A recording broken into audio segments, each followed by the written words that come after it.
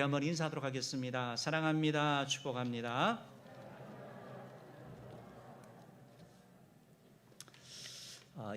감사합니다. 감사하고요. 우리 오늘 하늘의 예배라는 제목으로 이렇게 말씀을 나누기 전에 지난주 했던 말씀 가지고 먼저 조금 더 살펴보기를 원하는데, 지난주에 계시록 2장 3장 말씀을 통해서 계시록의 7교회를 소개해드렸습니다.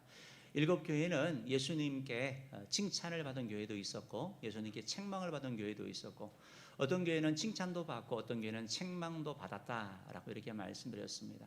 그 당시에 있었던 교회, 그 7교회는 예수님 그 사도 요한 당시에 있었던 그러한 교회인데, 그 7교회는 그 당시의 교회만을 나타내는 것이 아니고 이 땅에 있는 모든 교회가 예수님께 칭찬 듣는 교회가 될 수가 있고 예수님께 책망 듣는 교회가 될 수가 있고, 또 예수님께 칭찬과 책망을 듣는 교회가 될 수 있다라는 걸 말씀드렸습니다. 또한 아울러서 우리가 하나 기억해야 되는 것은, 우리가 칭찬을 받았는데 그 칭찬이 계속 가는 것은 아니다라는 겁니다. 칭찬받았던 교회가 어느 시점을 기준으로 해서 책망받는 교회가 될 수가 있는 거죠. 예를 들면 우리가 코로나19의 이런 상황을 지나해 보면서 코로나19 전까지는 참 잘했던 그러한 교회들도 있는데, 코로나19 앞에 이렇게 무너지는 그런 교회들도 있거든요. 코로나19라는 게 기준이 되어서 전에는 칭찬을 받았는데 이제 책망을 받을 수도 있다라는 거, 이게 기준이 된다. 그래서 우리의 삶에 있어서도 늘 칭찬이 아니고 또 우리 교회의 주기도 있어서도 때로는 칭찬과 책망이 오고 가고 있을 수 있다. 그래서 결국 그럼 예수님께서 이 계시록의 7교회를 통해서 우리에게 하시는 말씀이 뭐냐면, 우리가 잘하고 있다고 칭찬받고 있다고 교만하지 말고, 넘어질 수 있으니까 자만하지 말고 믿음의 길 계속 겸손하게 잘 달려가라는 것이고, 또한 지금 주님의 책망을 듣는 그런 상황 가운데 있다면 주님이 하시는 말씀이 뭡니까? 귀 있는 자는 성령이 교회들에게 하시는 말씀을 들으라 라고 말씀하시면서 제발 듣고 돌이키고 다시 한번 일어나라, 주님의 은혜의 자리에, 주님의 축복의 자리로 나오라라는 이런 초청인 것을 여러분 기억하시면 좋겠습니다. 바라기는 우리 모든 성도님들께서 또 우리 교회가 주님께 칭찬 듣는 교회 되기를 바라고, 계속 영적으로 깨어 있어서 귀가 열려 있어서 주의 음성에 반응하는 그런 귀한 교회 되기를 주님으로 축복합니다. 오늘 이제 요한계시록 4장 5장 말씀을 여러분과 이렇게 조금 나누기를 원하는데, 오늘 이 4장 5장 이 두 장의 말씀은 하늘에서 있었던 예배의 모습을 우리에게 보여주고 있습니다. 하늘의 예배의 그 모습을 보여주고 있는데요. 요한계시록 4장 1절 말씀을 우리 먼저 한번 읽어보도록 하겠습니다. 요한계시록 4장 1절 말씀 읽어봅시다. 시작. 이 일 후에 내가 보니 하늘에 열린 문이 있는데, 내가 들은 바 처음에 내게 말하던 나팔 소리 같은 그 음성이 이르되 이리로 올라오라, 이후에 마땅히 일어날 일들을 내가 내게 보이리라 하시더라. 1장 말씀 그대로 주시면 되겠는데요. 이 일 후에 요한계시록 2장 3장의 초대교회 그 소아시아에 있었던 그 교회에 대한 주님께서 계시를 주셨죠. 그 일 후에 내가 보니, 요한이 봅니다. 뭘 보냐면 하늘에 열린 문이 있는 걸 봅니다. 눈을 보는데 영안이 열려가지고 하늘에 열린 문이 있는 걸 보게 되는 거예요. 또 듣습니다. 보고 듣는데 뭘 듣냐면, 처음에 내게 말하는 나팔 소리 같은 그 음성, 하늘로부터 처음에 들렸던 그 음성이 요한에게 하는 겁니다. 뭡니까? 이리로 올라와라. 어디로? 이리로 열린 문으로 올라와라 라는 것입니다. 이후에 올라오면 내가 마땅히 일어날 일들, 앞으로 미래에 일어날 일들, 하나님의 심판과 하나님의 구원에 대한 말씀을 내가 내게 보일 것이다. 앞으로 일어날 일들을 내게 보일 것이니까 이리로 올라오라 하는 말씀을 듣게 되는 거죠. 그러니까 요한이 하늘의 열린 문을 보게 되고, 그리고 또 음성을 듣죠. 주의 음성을 듣고 바로 올라와라, 내가 보여주겠다. 이 보고 듣는 걸 통해 가지고 이제 계시록 4장 2절에서부터 이 말씀이 이루어지는 겁니다. 그래서 열린 문을 통해서 하늘 예배, 하늘 예배 현장을 이렇게 목도하게 되는데, 그 목도한 현장은 너무나 놀라운 것이었죠. 감동적인 것이었고, 표현하기 위해서 이제 4장 5장 이렇게 말씀하고 있습니다. 요한은 하늘의 열린 문을 통해 가지고 이제 하늘로 올라갔는데, 여기서 이제 열렸다라는 말이 중요한 거예요. 여러분, 요한이 억지로 문을 열고 들어간 게 아니에요. 이건 열려 있는 문이에요. 하나님께서 하나님의 계시를 하나님의 일들을 보여주기 원하시는 것이죠. 그래서 이 일이 열려 있었는데 이 일이 마치 요한을 통해서 주님께서 보여주시는 것이죠. 요한을 통해서 우리에게 보여주시는 그런 내용인데요. 그래서 요한이 열린 문을 통해서 올라가서 결국 하늘 예배의 현장 가운데 보는 내용이 있습니다. 뭘 보냐면 보좌에 앉으신 이를 보게 됩니다. 어떤 보좌를 보게 되고 그 보좌에 앉아 계시는 분을 보게 되고 또 뭘 보냐면 그 보좌에 앉아 계신 분을 향하여 찬양과 경배하는 존재들을 보게 되는데 찬양과 경배하는 예배하는 존재들이 24장로들 그리고 네 생물이라는 전에는 보지 못했던 어떤 그런 존재들이 바로 보좌에 앉으신 분을 향하여 찬양과 경배하는 걸 보게 됩니다. 이제 5장에 넘어가게 되면 이제 계속 열린 문을 통해서 뭘 보냐면 이제 어린 양 죽임당한 어린 양을 보는 거예요. 한 어린 양을 보는데 그 어린 양이 바로 죽임당한 걸 보게 되는 것이죠. 그리고 나서 그 죽임당한 어린 양이 하나님의 보좌에 있는 두루마리를 취할 때 두루마리를 받을 때 이제 24장로 그리고 네 생물의 찬양이 그리고 천사들의 찬양이 그리고 온갖 피조물들의 대표들이 찬양하는 내용이 요한계시록 4장과 5장의 그런 내용인 것입니다. 그래서 이렇게 큰 틀을 여러분이 조금 생각하시면서 오늘 이 요한계시록 4장 5장 말씀을 읽어나가면서 제가 할 거예요. 읽어나가면서 이런 내용이 있다라는 것을 여러분에게 소개하고 그리고 마지막 부분에서 우리가 좀 적용해 나가기를 원합니다. 그러면 요한이 제일 먼저 올라간 것을 본 것은 뭐냐면 보좌에 계신 하나님을 봤습니다. 요한은 보좌에 계신 이를 봤는데 그분이 하나님이라고 표현하지 않지만 그분은 바로 하나님이시죠. 보좌에 계신 이를 봤습니다. 보좌에 계신 하나님을 요한이 보게 되는 것입니다. 요한계시록 4장 2절 3절 말씀을 우리 한번 읽어보도록 하겠습니다. 시작. 내가 곧 성령에 감동되었더니 보라 하늘에 보좌를 베풀었고 그 보좌 위에 앉으신 이가 있는데 앉으신 이의 모양이 벽옥과 홍보석 같고 또 무지개가 있어 보좌에 둘렀는데 그 모양이 녹보석 같더라. 요한이 먼저 보니까 하늘에 보좌가 있는 거예요. 보좌는 자리를 얘기를 하는 것이죠. 그 자리는 권세, 다스리는 그러한 권세를 얘기를 하는 것입니다. 그래서 그 보좌에 있는데 보니까 보좌가 비어 있지 아니하고 앉은 분이 계시는 거예요. 보좌에 어떤 분이 앉아 계셔요. 그 앉아 계신 분의 모양을 표현하면서 4장 3절 말씀에 보니까 보석과 같다라는 거예요. 벽옥, 홍보석과 같고 그리고 그 보좌 주변에 무지개가 있는데 그 무지개가 녹보석과 같은 그런 무지개가 보좌 가운데 있었다라고 요한은 우리에게 설명하고 있는 것입니다. 우리 PPT 한번 보여주시면 더 좋겠는데요. 그러니까 보좌에 앉으신 분이 앉으신 이가 바로 성부 하나님을 얘기를 하는데 이 성부 하나님의 모습을 표현하면서 벽옥과 홍보석과 같다. 여러분 보석은 빛나는 거잖아요. 보좌에 앉으신 하나님은 빛이시죠. 광채시죠. 어둠을 몰아내시는 존재죠. 그러니까 요한이 표현하기를 그걸 어떻게 표현해야 될까? 그러니까 보석을 가지고 표현을 하면서 빛나시는 하나님, 찬란한 하나님의 모습을 보여주고 있는 거예요. 녹보석과 무지개도 마찬가지로 하나님의 모습을 하나님의 모양을 벽옥과 보석과 녹보석과 무지개와 같은 어떤 그러한 광채가 나는 그러한 분으로 표현하고 있다라는 것입니다. 여러분 여기서 보좌에 앉으셨다라는 말은 무슨 말이냐면 하나님께서 보좌에 앉아 계셨다는 말은 무슨 말이냐면 하나님이 역사의 주관자라는 걸 말씀하고 있는 거예요.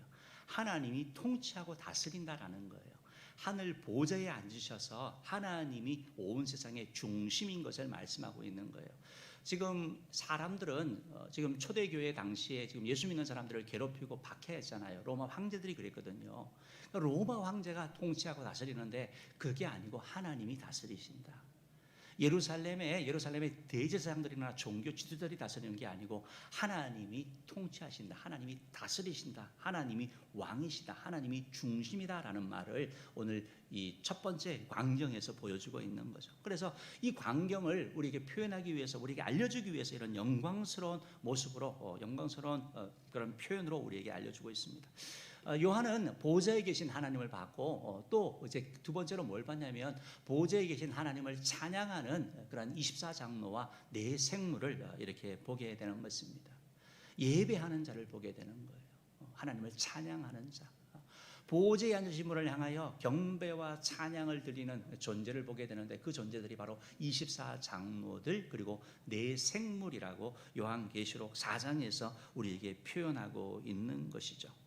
우리 4장 4절 말씀 한번 읽어보도록 하겠습니다. 4장 4절 읽어봅시다. 시작.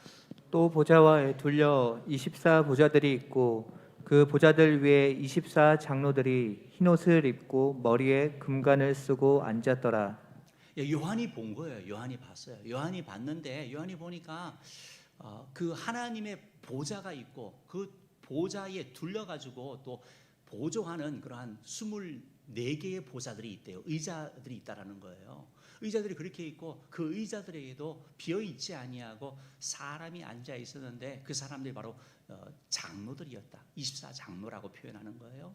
그 장로들의 모습을 보니까 그 장로들이 옷이 하얀색 옷을 입었다는 거예요.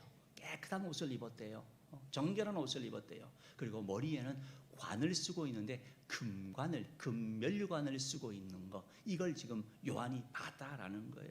PPT를 한번 줘보시면 더 잘 이렇게 표현될 거예요. 그래서 24장로들이 보좌에 앉아 있는 자들, 보좌에 앉아 있습니다. 보좌는 다스리고 통치하는 것입니다. 하나님이 다스리시지만 24보좌에 앉아서 하나님의 보조하는 그런 일들, 도우는 그런 일들을 하는 것이고, 보좌에 앉았다는 것은 영광스러움을 얘기하는 거거든요.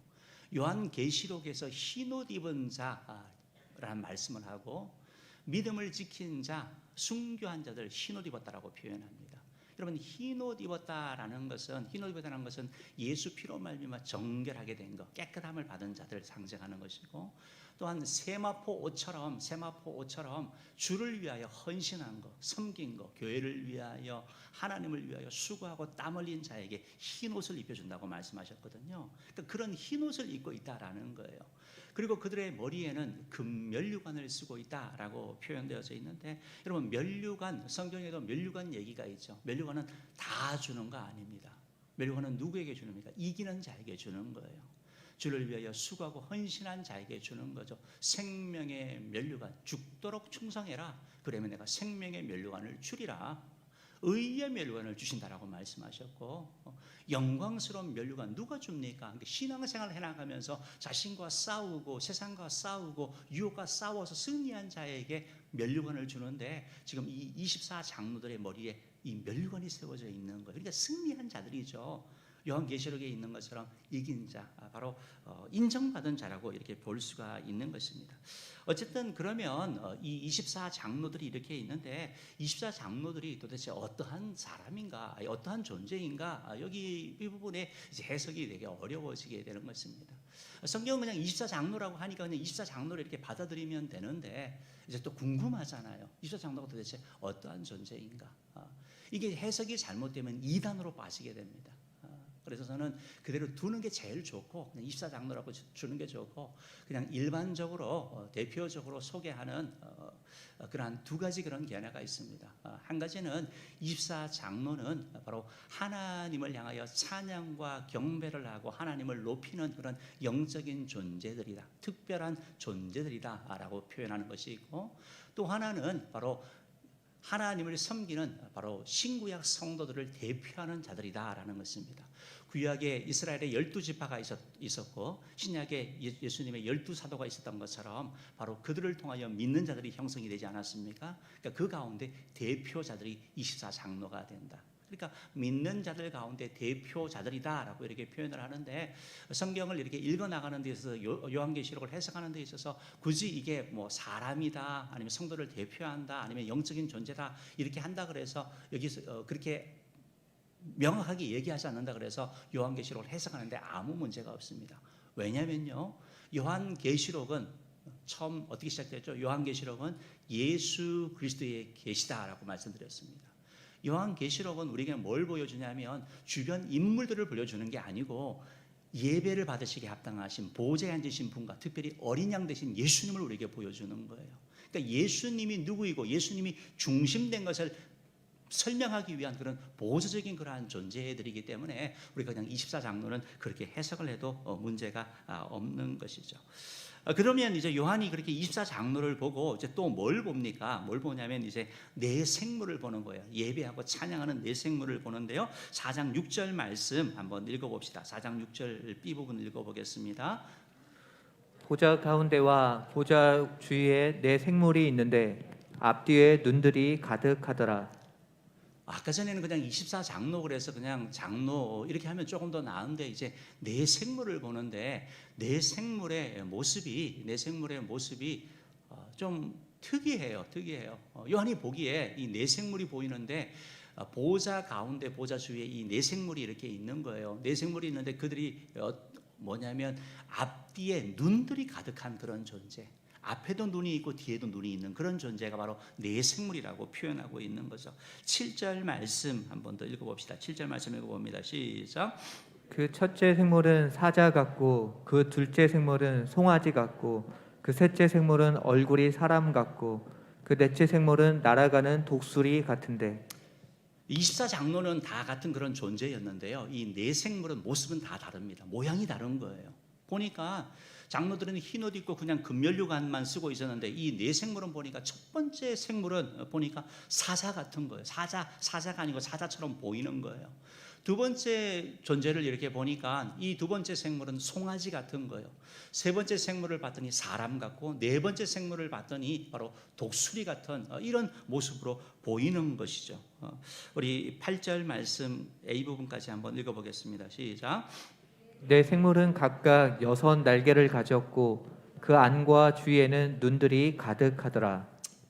여기서도 지금 표현하면서 이 네 생물이 각자가 공통적으로 6 날개를 가지고 있는, 모양은 다르지만 공통적인 게 뭐냐면 6 날개를 가지고 그 날개 주변에 눈들이 또 가득해요. 앞뒤로도 눈이 아주 그렇게 많은, 잘 살피는 그러한 존재인 것이 바로 네 생물인 것을 보여주고 있는 것이죠. 우리 혹시 PPT 한번 줘보실래요? 예. 내생물에 대한 요한계시록 4장에 나타나는 표현이 뭐냐면 이 내생물은 앞뒤에 눈들이 있다. 앞에도 있고 뒤에도 눈이 있는 그런 존재. 그리고 이 모습을 보니까 첫 번째는 사자 같고 두 번째는 송아지 같고 세 번째는 사람 같고 네 번째는 독수리 같더라.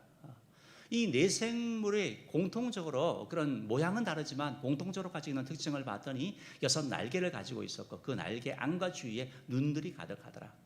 이들이 그러면 도대체 뭘 하는 존재들이냐, 요한계시록 4장 8절 B 부분 말씀을 보면 그들이 밤낮 쉬지 않고 찬양을 하는 거예요. 쉬지 않고 찬양을 해요. 그러면서 거룩하다 주 하나님 곧 전능하시니여, 전에도 계셨고 이제도 계셨고 장사 오실이시다 하면서 밤낮 찬양하는 거예요. 찬양하는 그런 존재인데, 그러면 동일하게 이 내생물은 도대체 어떠한 존재인가? 우리 아까 전에 다시 PPT 내생물로 이렇게 한번 줘보실래요? 요거 말고요. 그 전에 거요. 그래서 이 내생물에 대해서도 크게 이게 영적인 존재다 이렇게 해석하는 분들이 계시고 또 이제 이 내생물이 어떤 피조물을 대표한다 이렇게 해석하는 것이 일반적인 그런 해석 가운데 하나입니다. 이제 이 내생물을 영적인 존재, 즉 천사, 스랍으로 이렇게 해석하는 이유는 6 날개라는 표현 때문에 그렇습니다. 이사야에 보면 스랍을 표현하면서 천사를 표현하면서 천사가 6 날개가 있습니다. 6 날개를 가진 스랍, 즉 천사, 하나님의 일을 돕는 존재로 나타나는데 그 둘로는 자기 얼굴을 가리고 날개 둘로는 자기의 발을 가리고 날개 둘로는 나는 그런 존재거든요.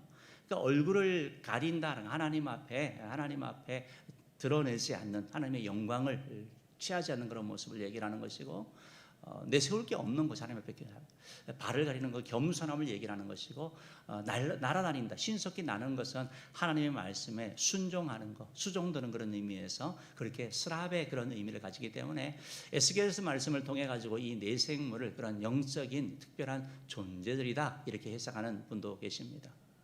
그리고 또 하나는 이 내생물이 피조물 전체를 나타낸다, 바로 내생물이라는 것 때문에 내생물.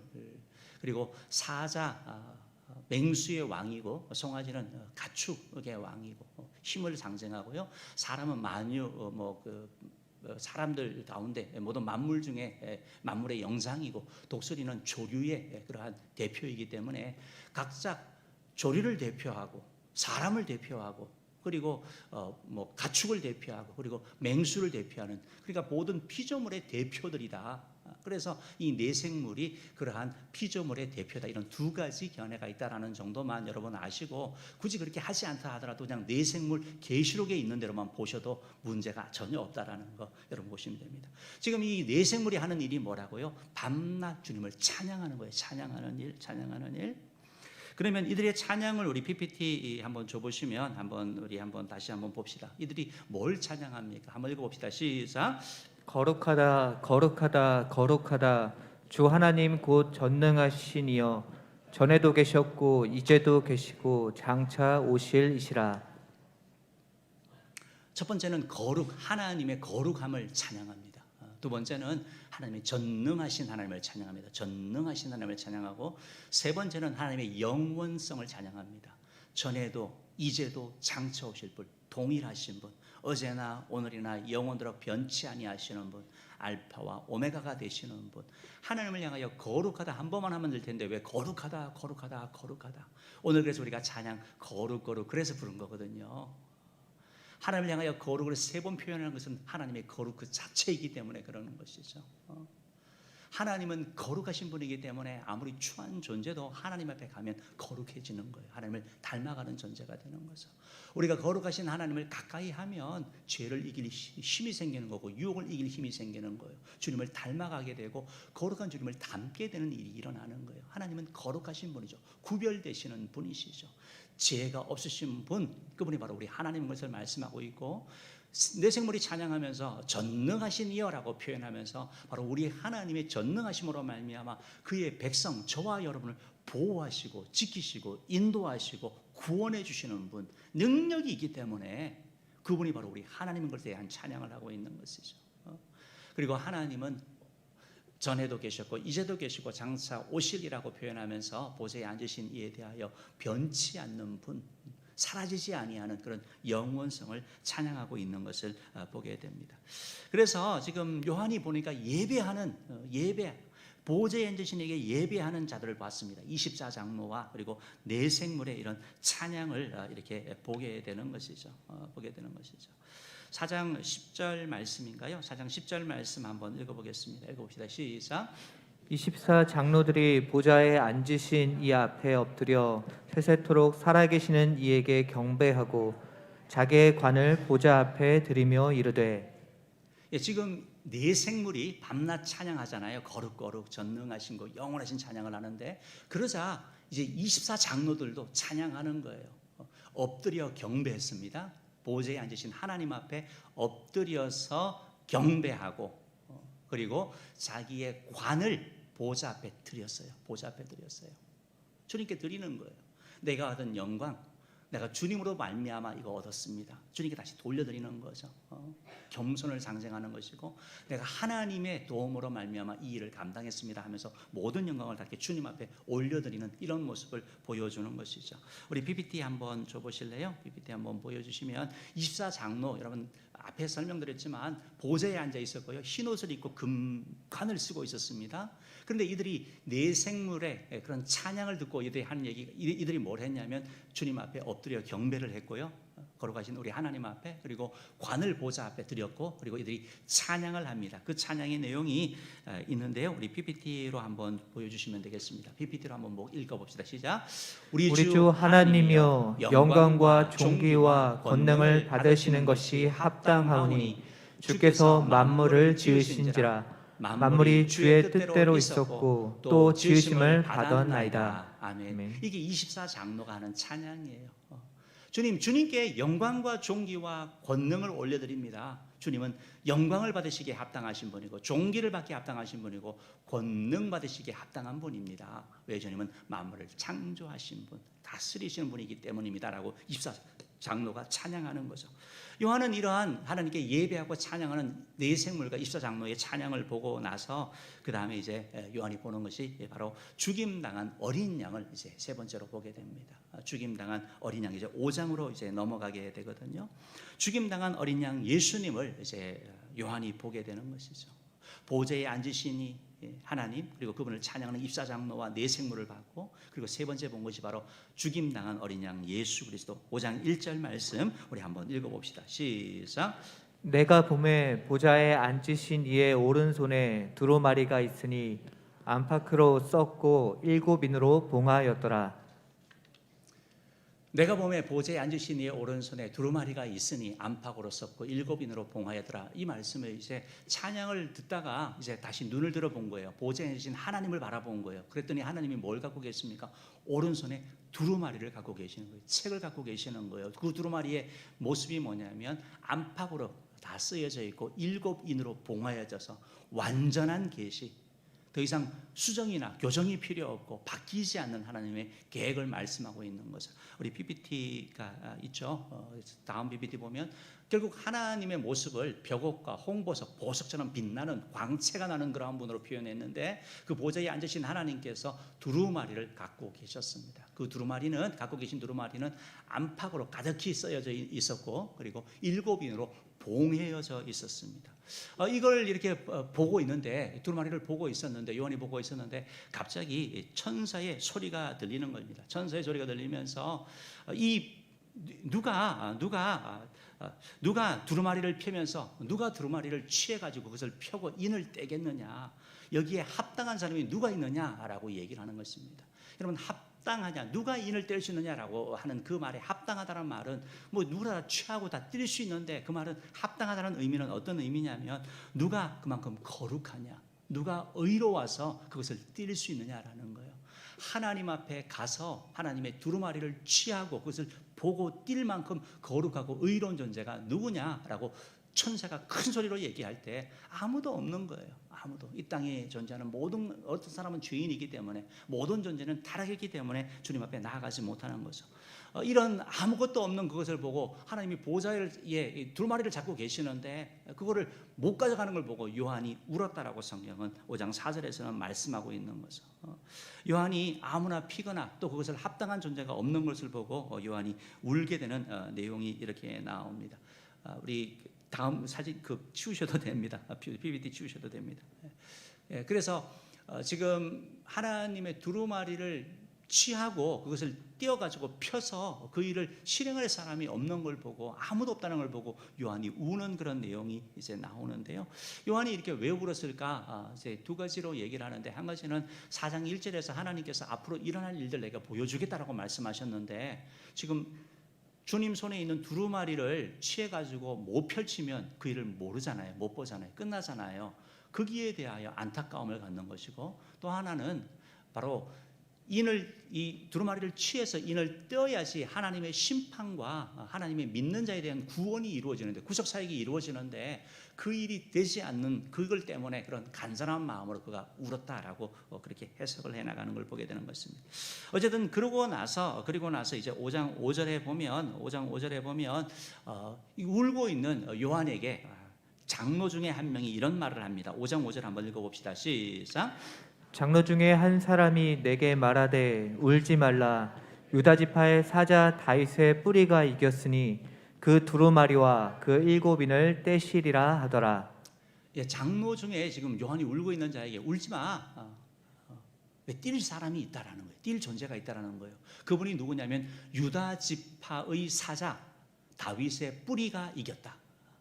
그 두루마리와 7인을 떼시리라 라고 이렇게 말씀하고 있습니다. 여기서 유다 지파의 사자라는 이 말씀이 바로 창세기에 야곱이 자기의 12아들을 축복을 하잖아요. 그 축복을 하면서 유다를 축복하면서 너는 사자 새끼다라고 표현을 합니다.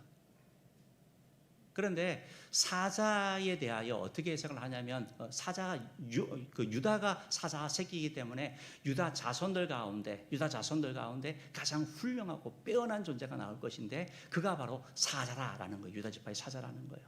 근데 더 후대 해석을 하면서 어떻게 했냐면, 유다 지파의 사자는 바로 그리스도다, 메시아다, 이렇게 해석을 하는 거예요. 그래서 유다 지파의 사자가 바로 메시아를 얘기를 하는 것이고, 다윗의 후손이 아니라 다윗의 뿌리, 다윗에 있게 하고 다윗의 후손을 만들어내는데 기여를 한 메시아 그리스도. 그러니까 결국 유다 지파의 사자와 다윗의 뿌리가 바로 그리스도라는 겁니다. 예수님 그리스도가 그 일을 한다라는 거예요. 바로 죽으신 어린 양이 그것을 취하여 할 것을 대한 말씀을 하고 있는 것이죠. 6절 말씀 한번 보겠습니다. 이 말을 하고 나서 이제 요한이 계속해서 쳐다봅니다. 6절입니다. 시작.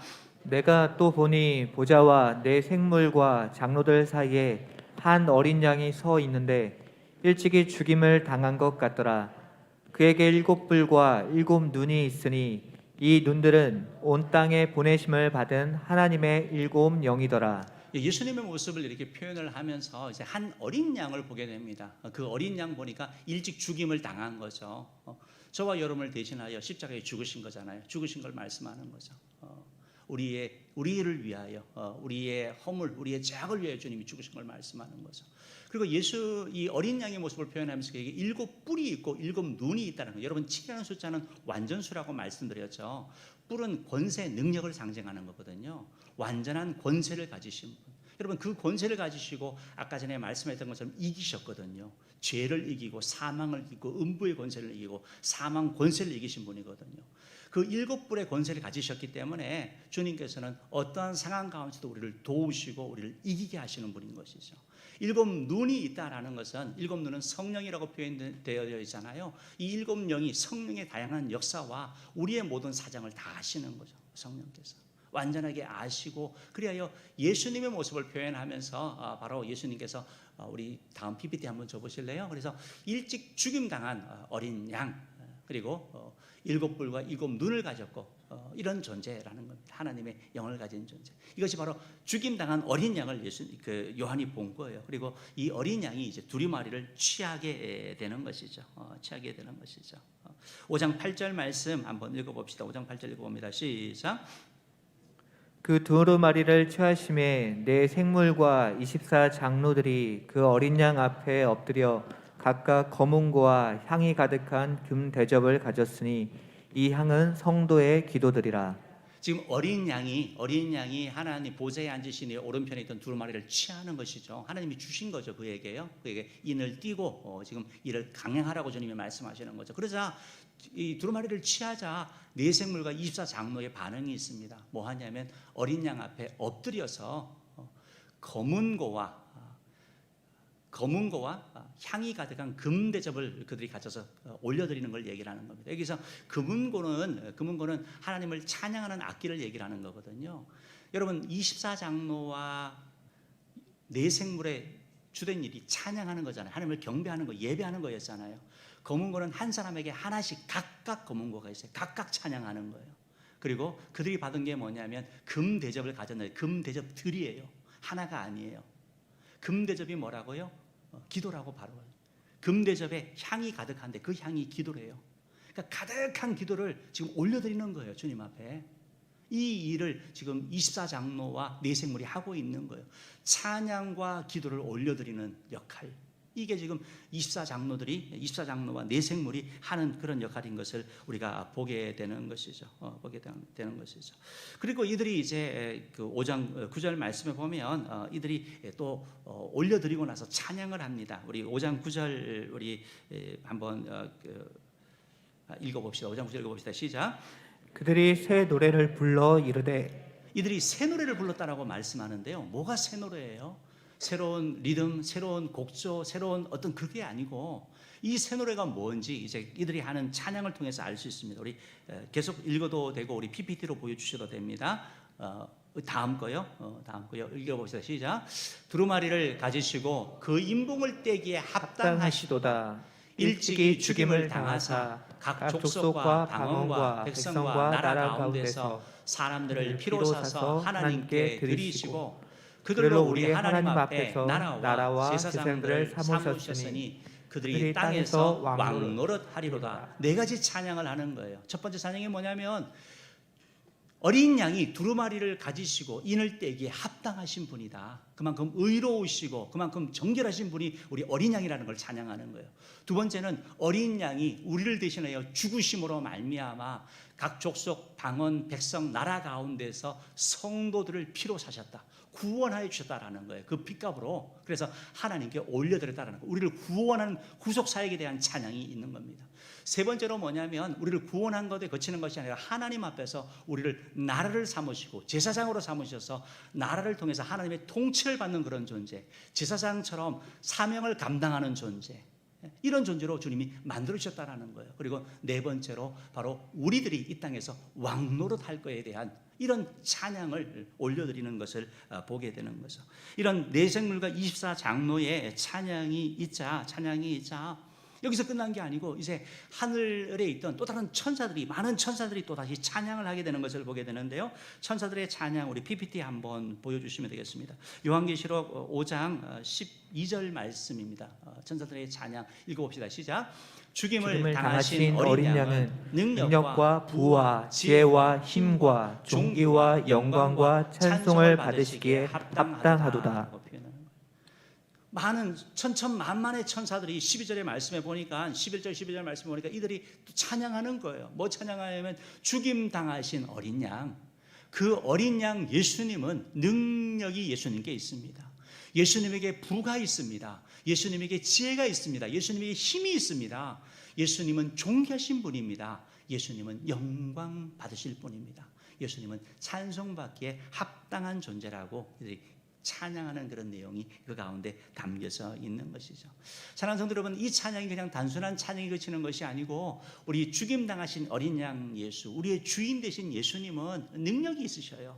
그 능력으로 저와 여러분을 돕기 원하신다는 거예요. 도울 수 있다는 거예요. 주님은 부유하신 분이죠. 그래서 우리를 부유케 하는 거예요.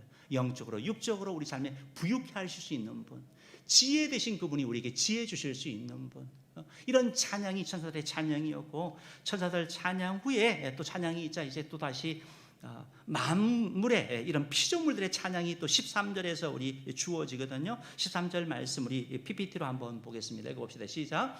보좌에 앉으신 이와 어린 양에게 찬송과 존귀와 영광과 권능을 세세토록 돌릴지어다. 아멘. 똑같이 찬양하는 거예요. 피조물들이. 사랑하는 성도 여러분, 이런 하늘의 예배의 모습을 이렇게 좀 소개해드렸습니다. 요한이 보좌에 앉으신 하나님을 봤고요. 그리고 그 하나님께 예배하고 찬양하는 24장로와 그리고 네 생물, 그리고 그 이후에 들려지는 그리고 찬양을 또 듣게 됩니다. 아울러서 우리를 위하여 죽임당한 어린 양 예수 그리스도를 보게 되고 그 주님을 향한 24장로와 또 네 생물의 찬양, 그리고 천사들의 찬양, 그리고 피조물들의 찬양이 오늘 이렇게 기록되어져 있는데, 우리가 이 말씀을 통해서 우리가 적용하기를 원하는 것은, 여러분, 우리 예배의 중심은, 우리 삶의 중심은 하나님이라는 거예요. 여러분, 하늘 예배의 보좌에 누가 앉으신 분인가? 우리 주 하나님이셔. 하나님. 예배는 사람을 위한 게 아니고 하나님을 위한 거예요. 우리가 코로나 상황을 겪으면서, 코로나는 우리에게 많은 고민을 하게 하고 선택을 하게 하는 거죠. 교회들 가장 중요한 것만 해라, 꼭 해야 되는 것만 해라. 우리가 선택했죠. 뭐죠? 선택할 수밖에 없어요. 예배죠. 예배. 예배와 전도, 선교, 이건 놓칠 수 없는 거잖아요. 교육은 설교 시간에 그냥 하는 거예요. 설교 시간에. 예배와 선교, 전도는 놓칠 수 없는 거죠. 교회의 목적이니까. 그 전에 뭐 교제하고 뭐 이런 것들 때문에 많이 했던 교회들이 지금 다 못하는 거예요. 가장 중요한 본질, 예배. 그런데 예배의 중심이 누구라고요? 하나님께 영광 돌리는 예배, 하나님이 받으시는 예배. 우리가 영상으로 참여하더라도 내가 하나님 앞에 예배자가 되겠다, 예배의 구경꾼이 아니라 정말 하나님의 보좌 앞에 나가는 그런 마음으로 예배하는 되기를 주님으로 축복합니다. 두 번째로 오늘 이 하늘 예배를 보니까 찬양이 너무 많아요. 여러분, 찬양이 있는데 새로운 찬양이에요. 천사들의 찬양, 네 생물의 찬양, 24장로의 찬양, 거룩하다 거룩하다. 우리 하나님의 속성에 대한 찬양하잖아요. 하나님이 얼마나 거룩하신 분인지, 하나님이 얼마나 사랑이 많으신 분인지, 하나님이 얼마나 능력이 많으신 분인지, 그런 하나님의 속성에 대한 찬양을 하고, 또한 내가 구원받은 것에 대한 감사를 하고, 이런 찬양을 향하여 새 노래라고 표현하고 있어요. 여러분, 새 노래는 뭘까요? 새로운 모르는 노래를 배우는 게 아니고 하나님 앞에 구원받은 자가 드리는 찬양이 새 찬양이에요. 여러분, 찬양을 하나님의 어린 양 예수 그리스도를 통하여 완전히 새로워졌을 때 찬양은 감격스러운 거예요. 나 같은 죄인 살리신 주은혜 놀라워 이런 찬양을 하는데 유명한 가수들이 합니다. 그런데 감동이 덜하죠. 근데 잘 못하지만 구원받은 사람이 진정으로 내가 죄인인 걸 깨닫고 고백한 사람이 찬양할 때는 감동이 있어요. 이거는요. 노래의 음정 박자와 상관없이 감동이 있는 그런 찬양인 것이죠. 새 노래의 의미는 뭐냐면 우리 자신의 흥을 위한 게 아니고 우리 하나님에 대한 찬양, 우리의 구원자 되신 어린 양 예수님에 대한 찬양이 바로 새 노래의 찬양인 것이죠. 우리의 찬양이 그런 찬양이 되어야 될 것이고 우리의 매일매일 삶 가운데도 그런 찬양이 많아지기를 주님으로 축복합니다. 또 하나 우리가 놓치지 말아야 될 것은 기도인데요. 향이 가득한 금대접이라고 표현되어 있잖아요. 향이 가득한 금대접. 여러분의 삶에 어느 정도 향이 가득합니까? 그 향이 기도라고 표현되어 있는데 그 기도가 없어지는 게 아니고 주님 앞에 올려간다라고 말씀하고 있는 거예요. 내가 기도하고 새벽에 딱 나와서 기도하고 철야 기도하고 153 기도 운동하면서 기도하는 거 아무것도 아닌 것 같고 그냥 시간 낭비인 것 같다라고 하는 분 계십니까? 오늘 성경은 뭐라고 말씀하고 있어요? 주님께 올려드리는 거예요. 우리의 기도는 하나로 땅에 떨어지지 아니하는 걸 믿으시고 주를 향하여 입을 넓게 여는 자 되기를 주님으로 축복합니다. 구하기를 힘쓰는 자 되기를 주님으로 축복합니다. 내가 제안하는 게 아니고 일하실 하나님 바라보는 거죠. 우리도 지금 교회 상황들 가운데 주차장도 그렇고 선교관도 그렇고 교육관도 그렇고 우리 자신을 볼 때는 답이 없어요. 그러나 하나님을 가지고 기도하고 나가자고요. 그러면 하나님이 일하실 거예요. 사랑하는 성도 여러분, 여러분 개인의 삶 또 가정 자녀를 위해서도 이런 기도의 향을 주님 앞에 올려드리는 되기를 주님으로 축복합니다. 우리 시간 제가 잠깐 기도하고 오늘 계시록에 있는 찬양 세 곡 같이 이렇게 조금 하고 예배를 마치기 원합니다. 제가 먼저 기도하도록 하겠습니다.